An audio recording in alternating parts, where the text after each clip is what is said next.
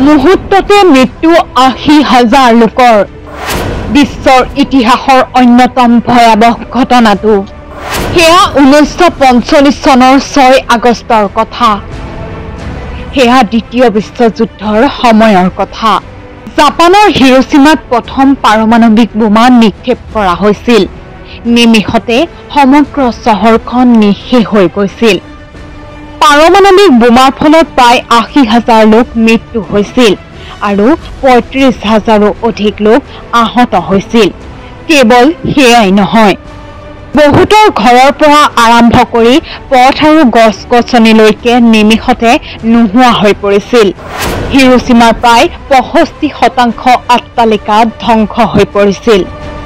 চীন আৰু ৰাছিয়াৰ বিৰুদ্ধে যুদ্ধৰ পিছৰে পৰা হিৰোশ্বিমা জাপানৰ সামৰিক কাৰ্যকলাপৰ এক মূল অভিকেন্দ্ৰ হৈ পৰিছিল।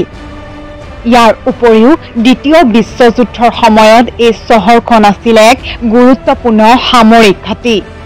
পৰমাণু বোমা আক্ৰমণ হোৱা এইখনেই হৈছে বিশ্বৰ প্ৰথমখন চহৰ আৰু দ্বিতীয়খন চহৰ হৈছে জাপানৰ নাগাচাকি। ১৯৪৫ চনৰ ৬ আগষ্ট দ্বিতীয় বিশ্বযুদ্ধৰ সময়ত B-29 বিমানে আমেৰিকাই নিক্ষেপ কৰিছিল লিটন বয় পৰমাণু বোমা। নিমিষতে চহৰখনৰ প্ৰায় ৯০% জীৱন নিঃশেষ হৈ পৰিছিল। ইমানখিনিতেই ক্ষান্ত হোৱা নাছিল আমেৰিকা। এই ঘটনাৰ ৩ দিন পিছত ৯ আগষ্টত নাগাচাকিত আন এক পৰমাণু বোমা নিক্ষেপ কৰিছিল। তাৰ পাছত ১৫ আগষ্টত জাপানৰ সম্ৰাট হিৰোহিটোৱে বিনা চৰ্তে আত্মসমৰ্পণ কৰাৰ কথা ঘোষণা কৰে। পৰৱৰ্তী কেইটামান প্ৰজন্মৰ জাপানী জনসাধাৰণে পাৰমাণৱিক বিস্ফোৰণৰ ভয়ংকৰ পৰিণতি ভোগ কৰিবলগীয়া হৈছে। এসময়ত সম্পূৰ্ণৰূপে ধ্বংস হৈ যোৱা হিৰোশ্বিমা লাহে লাহে ধ্বংসাৱশেষৰ পৰা ক্ৰমান্বয়ে পুনৰ নিৰ্মাণ আৰম্ভ হৈছে। এতিয়া হিৰোশ্বিমা বিশ্বৰ অন্যতম শান্তিৰ প্ৰতীক হৈ পৰিছে।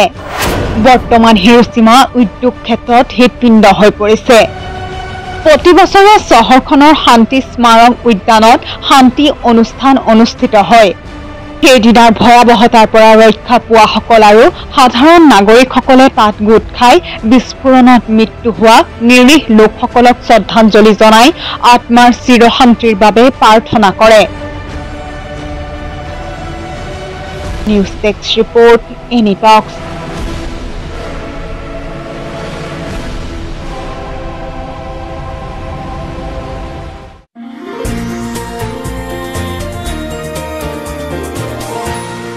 এনি টক্স, সতৰ বিপৰীতে ৰাইজৰ স্বাৰ্থ।